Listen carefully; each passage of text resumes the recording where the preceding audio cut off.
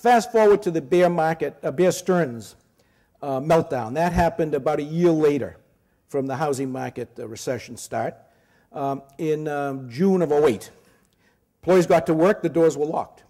JP Morgan Chase picked up the assets of Bear Stearns for a very, very cheap price. At that time, Lehman was negotiating with Barclays Bank in England. And it looked like that was pretty much a done deal, except the central bank head in the Bank of England Alistair Darling said to Barclays, you better make sure the U.S. government is going to back up Lehman's assets because we're not going to back you up. And so we checked on what the U.S. government was going to do, and the U.S. government said, no way. We're not going to back up Lehman. Lehman collapsed. Barclays picked him up at 10 cents on a dollar. Pretty nice piece of negotiation. The point was, when Lehman collapsed, the stock market fell 600 basis points. 600 points. Then Paulson, who Bush had put in charge of what the hell to do with the mess that we were in, decided maybe we had learned something because it looked like Citibank and Bank of America were the next banks to go under because they were loaded with these toxic assets. And if they couldn't value anything, they couldn't function, and they might have to declare bankruptcy. So the TARP, the Troubled Asset Relief Program, got through Congress. But it didn't get through the first time. It failed, right? Another 500 points down on the stock market. Sunday, they changed their mind.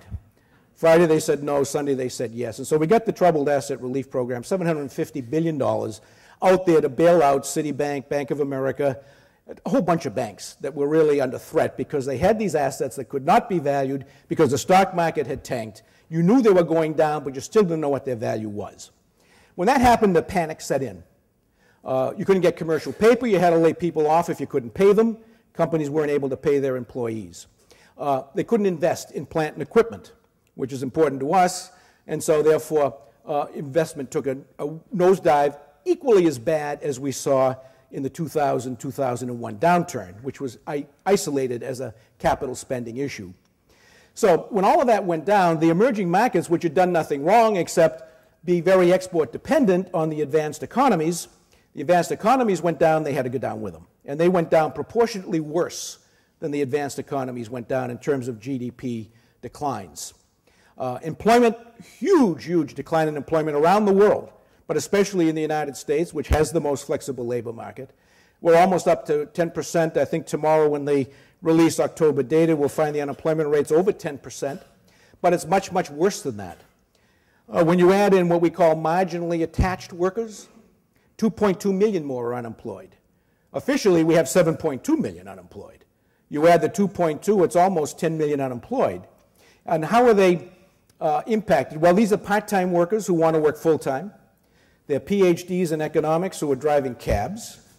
And they are discouraged workers who simply left the labor force. When you add all of those in, it's almost 16% of people in this country are in a bad labor situation, and that's the worst since the Depression. So we really have a lot to do in getting employment back up to where we'd like to see it, but that's not going to happen in a hurry because right at this point, money is still a little hard to get. The inventory problem, though, that I alluded to was where we saw the first front in this great global downturn. Every country in the world was finding unemployment and inventory building up very quickly. In the U.S., we have an inventory sales ratio of about 1.25. We used to have 1.7.